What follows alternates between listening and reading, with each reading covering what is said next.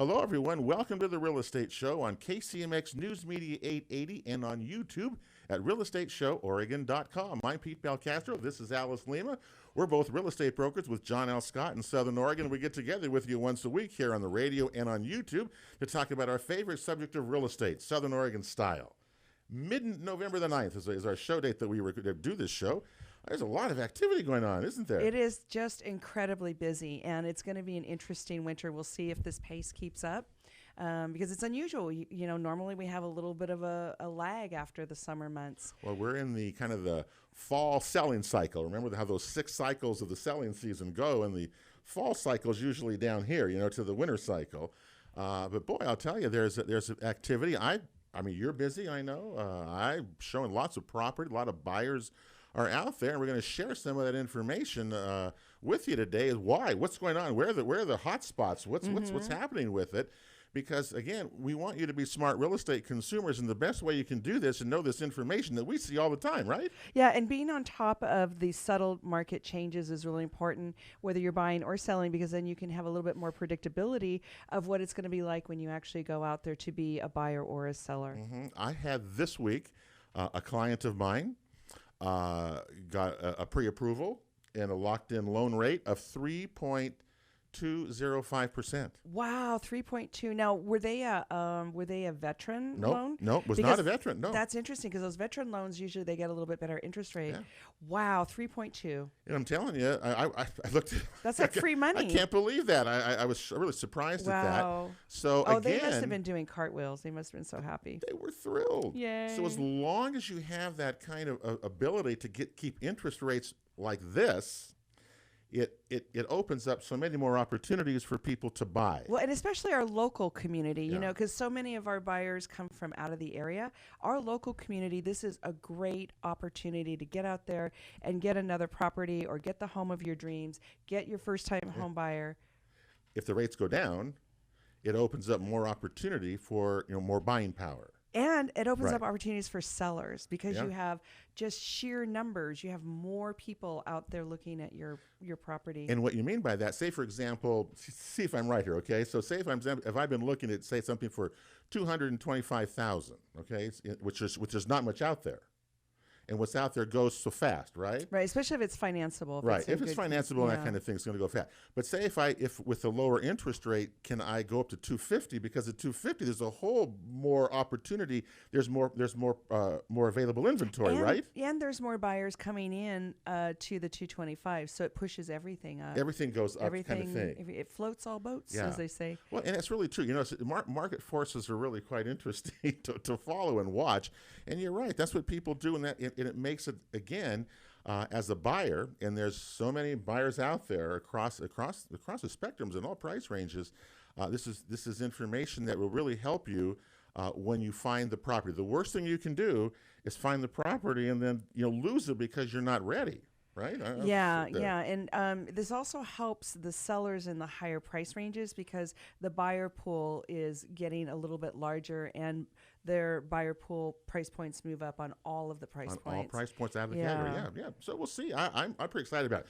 If you look at Jackson County, okay, in the 3-month, and we call them a rolling quarter. So this would be a rolling quarter from September. August, September, October. I'm sorry, August, September, October. So we came out of that summer selling season into the fall season there. And Jackson County was up 749 sales of homes, existing family homes, 107 new sales, and 167 rural properties sold. That's very strong. I don't know about you, but that seems to be a pretty healthy October. Yeah, that's very, very strong. Yeah. What else? The overall rate. We always look at that. It was up 5.3% from a year ago during the same period. And isn't that nice? That's a nice kind of flattening, normal appreciation. But you said there's some areas that actually look pretty flat on these stats, that are not moving or not having the big effect that we have. Now remember, when you look at the market in Jackson County, East Medford, there's more sales each month in East Medford than there are in all of Josephine County. Do you know that? Yes, amazing. East Medford's very popular. There's a lot of people buying and selling East Medford, in White City, in what's the other one? Central Point. So those are what we consider our more active neighborhoods. Yeah.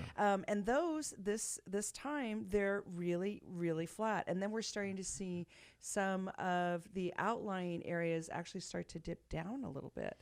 But we don't want to panic because it doesn't mean anything bad is happening. It's just a normal adjusting after the feeding frenzy, if you will. Yeah, in that 3-month period, may surprise people, but Phoenix and Talent and Jacksonville, the sales in those 3 communities overall in that period dropped. Yeah, they did. And from a year ago. I mean, the value. And Phoenix dropped last month as well. Why would that be? I mean, well, it might be an inventory. It's an inventory problem. That's exactly right. When these come out, we need to dig down deeper and see what it is. And the other area that is, I mean, we're still getting new homes sold. I don't want to belittle that at all. 107 of them in Jackson County. Josephine County is really where the problem is. There were 13 during the 3-month period. That's been more than they generally been having. New construction? New construction there. But, of course, it doesn't keep up, and that's why there's such a shortage happening in Josephine County. But let's talk rural properties for a second here, Alice, because remember when the cannabis world came out a few years ago, everybody went crazy. And prices, went way up. Then we saw them negative. Each month, they were negative from the year prior to it. That seems to have stopped now. Okay, it has stopped. Because all of them, there was 167 rural properties sold in Jackson County in that 3-month period, and 147 in Josephine County. That's quite amazing. That is quite a bit. All of them were higher price averages than they were a year ago by 10% in Jackson County and by 8% in Josephine County. See, that's quite a bit. So what is this, the hemp world? Well, why? What's going on? Well, that's what we were waiting for, because so many of the hemp people were leasing. Right. And then at some point, if they have a productive and profitable crop, then the question was, would they start purchasing or would they renew their leases? So I'm thinking that they're starting to have enough profit. And I know not all of the grows are going well. Some of them got investigated. Some of them burned up. Some of them got hit by OSHA.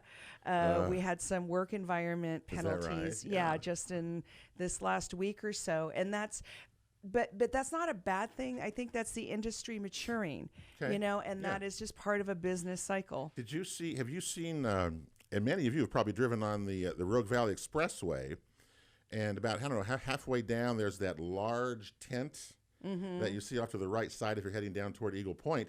And you see they have these big blowers, and so they are drying inside this humongous tent over there. But they're doing it the right way with actual blowers, not small heaters and things like that burn. So it's so interesting to see as this first year crop like this goes, what's going to happen next year. But I think it's having an effect on these rural prices. For the ones that were able to successfully harvest and process, yes. Yeah. But again, it's a brand new industry. It's a brand new industry in our area, and so I think it's just now going to start to affect the land prices. Median price of a 10-acre rural property in Jackson County. Median price, $530,000. Yeah. 10 acres or more. Yeah. That's amazing. Here we go again. It's again, we're seeing the effect of it. What you're right, I don't know where it's going to go. And as we watch the hemp be harvested, again, as you watch this stuff, watch what they're doing with the land when they're done. Also, what's happening with the plastic? Where are they going? So there's a lot out there, and people do talk about this because it's such an interesting. It's just so interesting to see out there, right? Well, and there's still in the rural districts, there's still a high demand for what we call kind of the mini estate, which a lot of our baby boomers are looking to retire on. They want under 3 acres, they want flat usable, and they want single story, and they're paying a premium.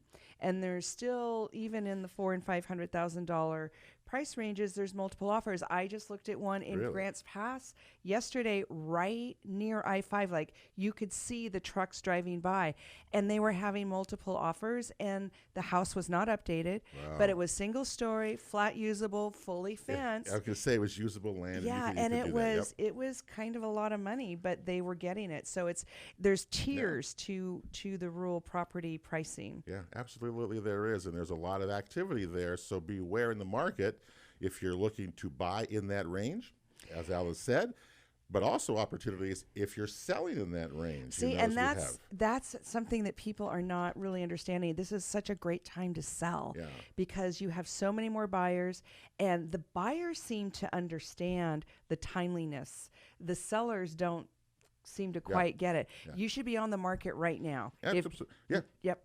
Now, downside of this whole thing, you have to have something to sell, as you just said, right? You have to have inventory. Right. And our stats that have come in, or we're seeing... And a place to go to. Just some place to go.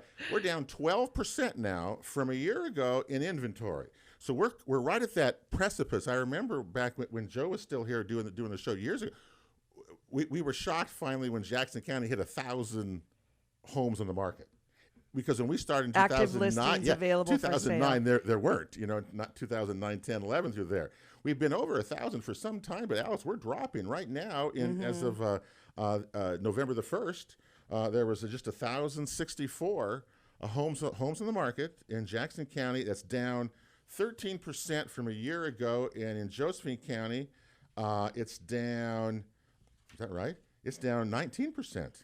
So there are buyers out there absorbing the new inventory that's coming on, especially if it's financeable, single story, ready to rock and roll. So if you're thinking of selling in the next couple of years, this could actually be the better time. There's less than 400 properties in Josephine County on the market. Yeah, when you look at the... Gosh, that's really not very many. The maps, there's so many pendings. Yeah. If you look at the online maps from the apps like the John L. Scott app, and you can see all the little houses that are brown, those are the pendings. Yeah. And there's not that many blue and green ones, which are the ones that are available for sale. Which areas are down the most in terms of inventory? Pick one here. Phoenix. We were talking about Phoenix as having flat. No inventory, down 36% from a year ago. That's exactly what happened there. You're right there. Okay, let's see what else is on here. Northwest Medford is way up, 60%. Let's see, East Medford, where is that? There's a lot of investing in Northwest Medford, and there's a lot of first-time buyers. Okay. The entry point pricing is super good for investing and first-time home buyers in Northwest Medford. Central Point down 24% in listings from a year ago. So that has pressure on pricing, correct? Also, right. Supply and demand is that what you always say? Supply and demand. So that's going to put pressure back on prices because sellers are saying they're here. Sellers hearing the same thing we're saying, our inventory's down, maybe we can get a little more money. Boy, I understand that, and that's how the market works. Sometimes you get lucky on it, and sometimes you don't. We got a break coming up here. Pete and Alice today on the Real Estate Show. We're talking Market Watch. It's a John L. Scott Market Watch show today. Lots of information for you to be a smart real estate consumer. Buying and selling right now is pretty exciting. We take a break. We're coming right back after this. And welcome back to the Real Estate Show on KCMX News Media 880 and on YouTube at realestateshoworegon.com. Pete Belcastro and Alice Lema here with you today. Thanks for joining us here on the radio and on YouTube as we talk real estate marketing here at Real Estate Market in kind of mid-November, right before the holidays. Yeah, the holidays are so close. And the holidays is an interesting time, as you know, in real estate. I hear all sorts of stories. People say, I don't want to sell because I got the holidays. And I can understand all those kind of things, and that's fine. But it's an interesting time. It's an interesting time as you go through it. By the way, we talked about in the last segment how much business was happening in October. And John L. Scott, where we both hang out at, and I know it's the biggest office, but Ashland and Medford offices are the two biggest. In the Valley, they did $100 million, $440,000 in October. That's just amazing. That's so many zeros. Yeah. That's a lot of zeros, and it just shows you the kind of activity that took place in October. And it's amazing. The other thing that's jaw-dropping is I looked up the MLS sales year to date for our area. It was what is it? $4 billion. Well, we've got with a B. Well, it was $3.3 billion. What was it, 2 years ago? I think it was kind of those numbers where we got those numbers. So we're ahead of that. We're and we think of Southern Oregon as so small and quaint and compact, and boy, we are a powerhouse in the real estate part. There's just a lot going on because as we say, it's a nice place. Now, next week, by the way, Rogue Valley Association of Realtors have a show with us. And we've got a fellow named Roger Kenow is going to be joining us. He's an energy analyst with the Oregon Department of Energy. Oh, great. And the reason he's down is he's down here for a ARVAR class. So we get him too, which is really that's great. But he's talking about scoring homes, scoring energy efficiency of scores, homes. right? The energy scores for homes. We said this was coming several years ago. This was coming, and it looks like it may very well be here. In other words, your energy score is going to, if your home or your office is going to be posted on the just like the walkability, they have walkability scores, they have school scores. Now there's going to be an energy score. So we'll talk with him next week. It'll be interesting to hear that perspective of things. I'm not sure. I don't know about that. Where we go with that? Well, I think it's going to help the consumer a lot, because especially if a home has been recently re-insulated, some of the older homes have been switched out with newer windows. That's all going to have a much more positive impact. And one of the questions we get from a lot of buyers is the utility bills. Yes. And utility bills here, believe me, are less than people coming from out here from someplace else, mostly. Yeah, that one, and that gas prices, it depends where you're from.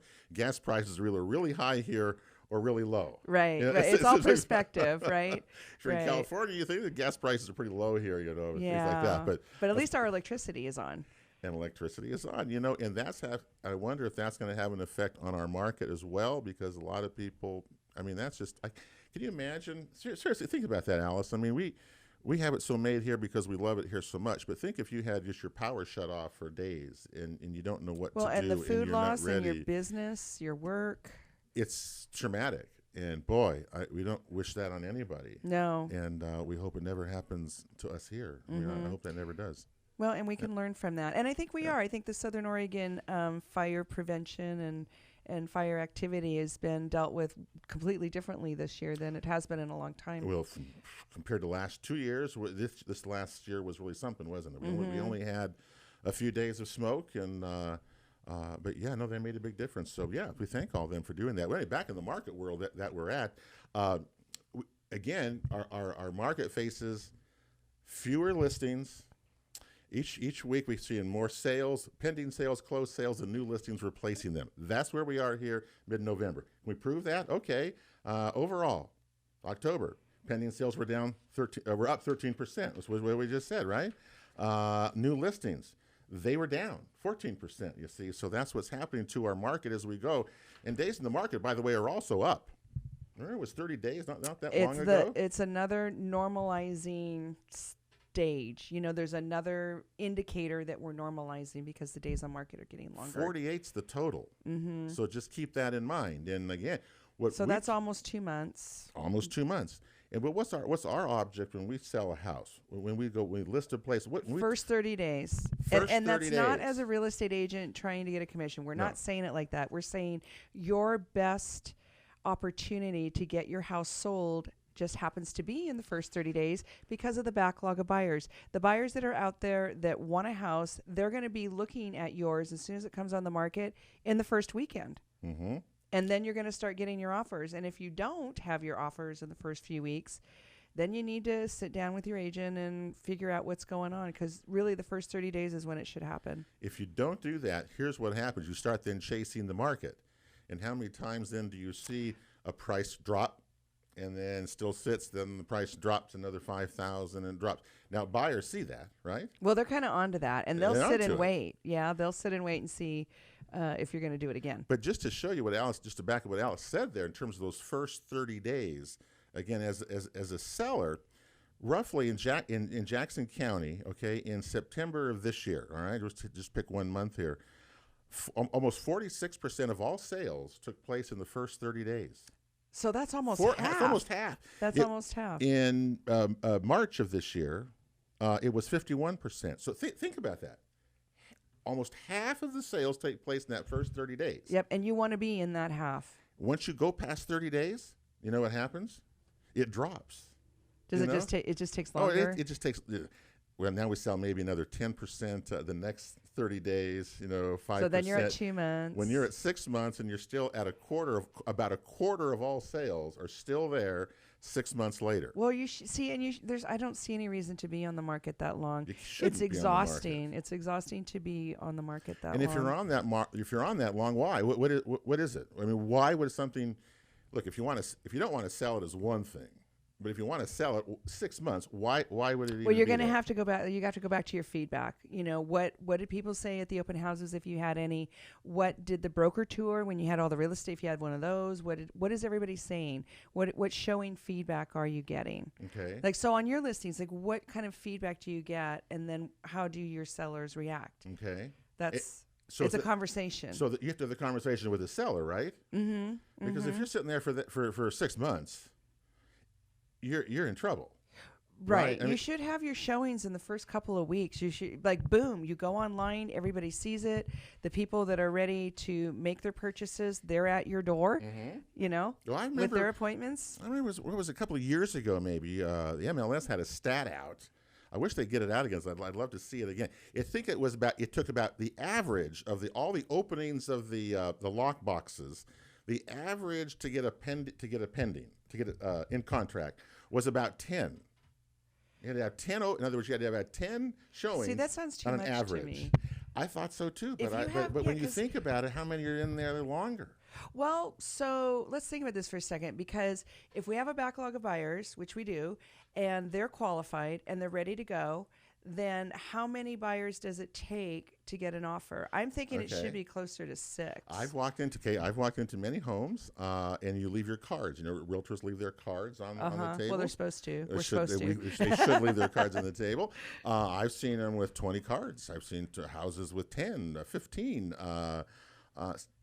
So it depends. Anyway, whatever it is, you have to have people showings in order to sell it.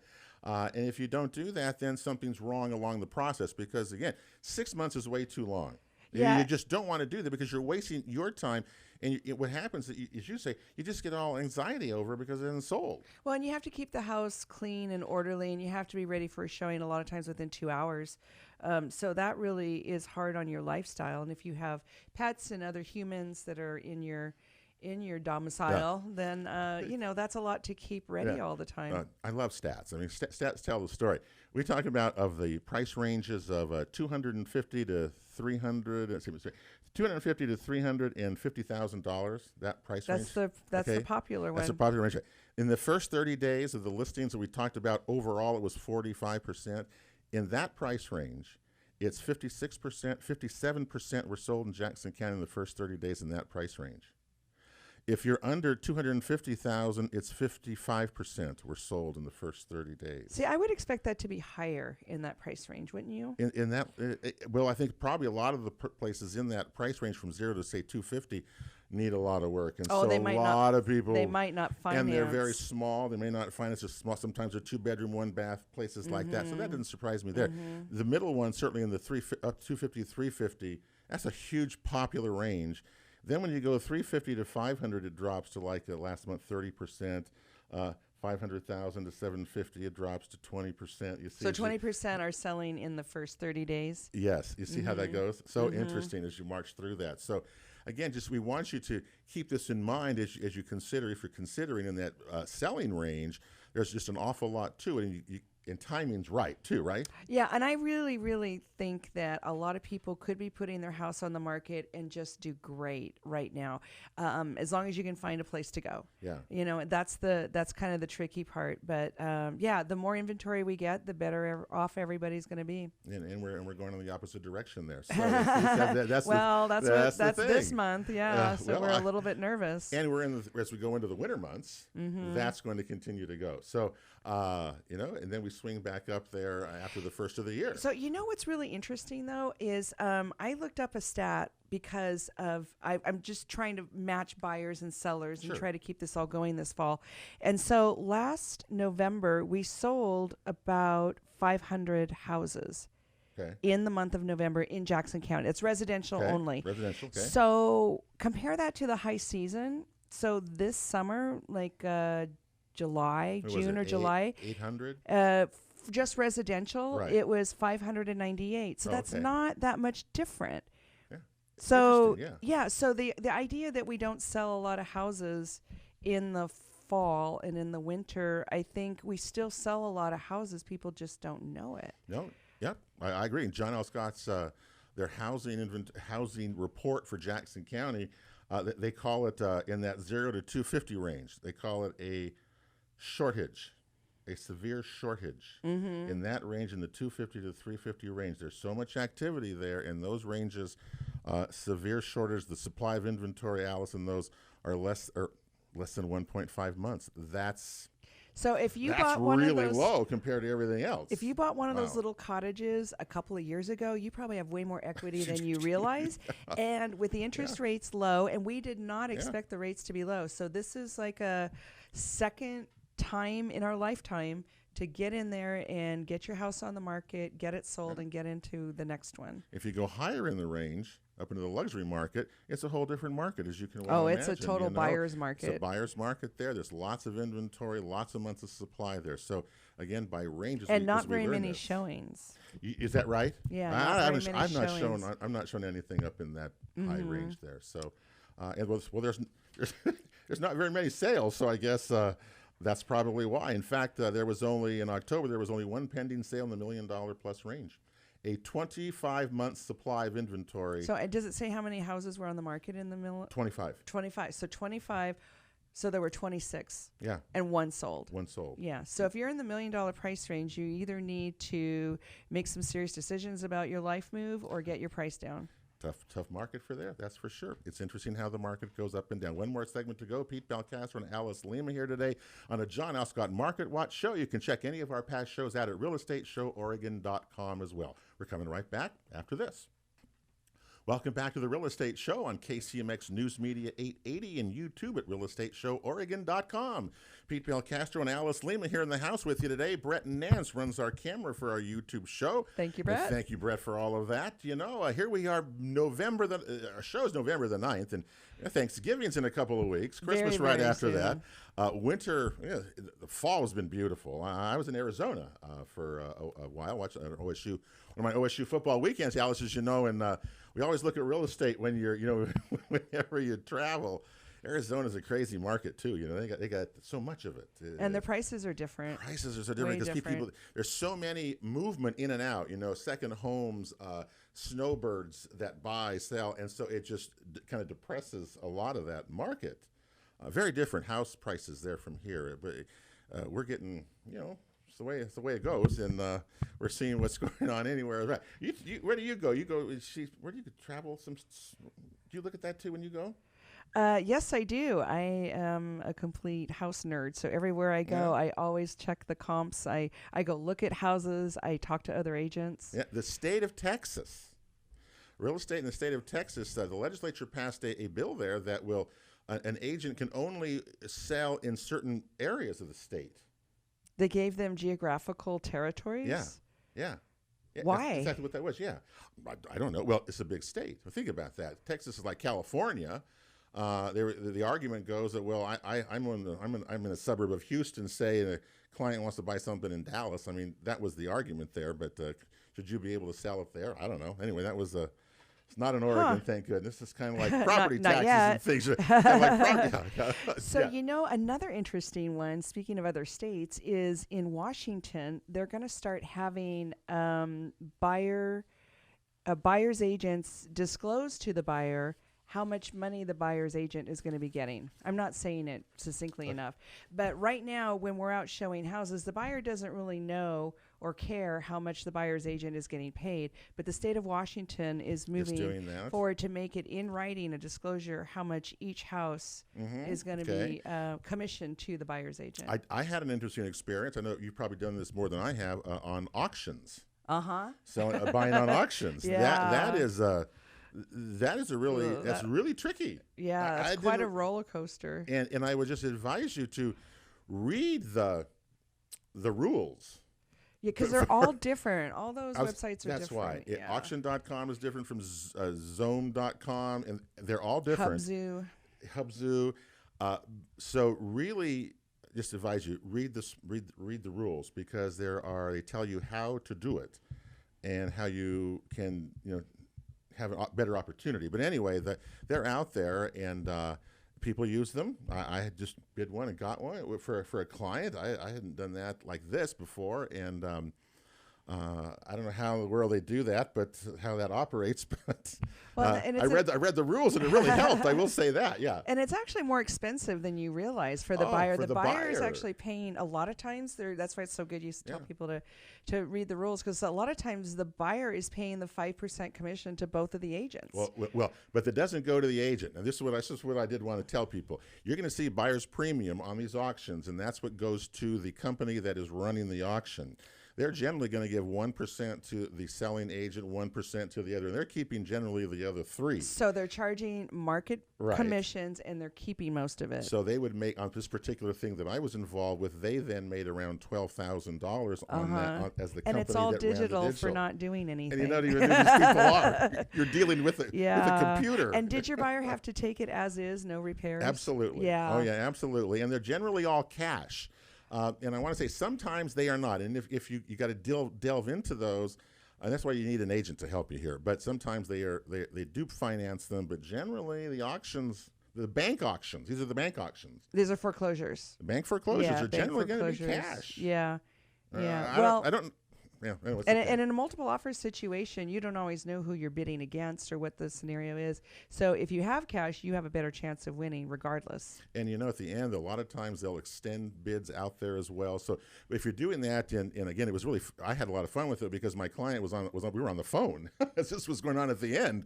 We would text, and I would tell him what was going on. He'd text me back, let's do this as we went through this. And it was quite an experience. So again, sometimes, but in the end, Alice, my client got a heck of a deal on the property, even with that paying that additional 5%, because they were like nobody else, I think, bidding it, and had been out there quite a while. Interesting. Isn't that interesting how that works? Yeah. Anyway, so who knows how that will go. Buyers generally in our valley, we always talk about list price, sale price. If you get pretty much your list price, you've priced it well.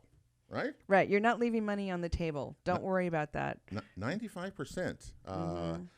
Sellers were getting on their list price, the final list price during the month of October. That's actually down, and that's really down week to week. As I will follow, sometimes it's 98, 99%. You can actually get to those. So anyway, as we progress here, as we go through the market, what do you think? We're almost out of time. We've got end of November, Thanksgiving.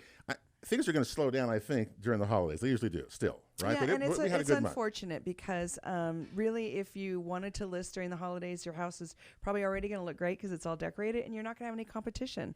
So again, I think it's a missed opportunity if you're going to wait until spring to list your house, because then you're going to have a lot of competition. More competition. Right. Will be coming because there'll be more listings. But it's also it's a lot to get a house ready for sale. So some people just don't have the energy to do holidays and all that. And as we just said, that their listings are down 20% in Josephine County from a year ago, 13% in Jackson County. So those combinations make for an interesting market. Interest rates still are what's driving all of this. We still have a lot of buyers. We still have a lot of cash buyers. Yeah. Yeah. And remember, cash buyers do not get appraisals. Yeah. So, so if you do get a cash buyer showing and they write an offer, then it's a much quicker and less complicated transaction with them. I haven't seen too many owner carries lately. It's not a popular few out thing. there. It's not real popular, is it? Since the crash, a lot of the owner carry people and a lot of the private lenders, they now want 30 and 50% down payment. Really? Yep. And they want 10 and 12% interest. I'm working on one right now with another John L. Scott agent, and it's a property that's not financeable, and the owner will not carry. This would actually be a great opportunity for the owner. The owner is elderly and just doesn't feel like they have the lifespan to carry a note. So we've arranged for some private lending, but it's interesting. It's 50% down payment. And it's 10% interest. Wow. Well, and sometimes. But they'll do it. But it's not very. And sometimes when nobody else will, to give you that chance, a private lender can come through as long as you know what you're getting into, and can maybe make sure that you can work your way out, right? Absolutely. And that's an option that many people do consider. I've got clients too, sent them to private lenders, we've had some of them on our shows over the years. Send them to those to let them. Can they help them? Because nobody else will. Right, and you still get a letter from them. You get a Yeah. pre-qualification letter. You can, yes, that absolutely. you put in the offer. You still have to have that letter. You just have to prove it, right? Yeah, you have to 'cause prove you're that still you borrowing can, money. close. Yeah. Well, anyways, we're out of time here today. As usual, it goes so fast for us. So anyway, thanks for being with us. I'm looking forward to the next few weeks to see. It'll be so to interesting see what goes on. Next week we got the Oregon Department of Energy analyst with us. We're going to talk about that scoring. Energy scoring for your home. It's coming to Oregon, and he's developed. This guy's developing the plan for it, is what it is. So that's so that exciting. will be itself very, very interesting to hear what he's got to say. That'll do it for the Real Estate Show. For Alice Lema, I'm Pete Belcastro. Brett Nance, our guy, as well here. Thanks for being with us. Enjoy the week, everybody. We'll see you next week back here on the Real Estate Show, and God bless you all.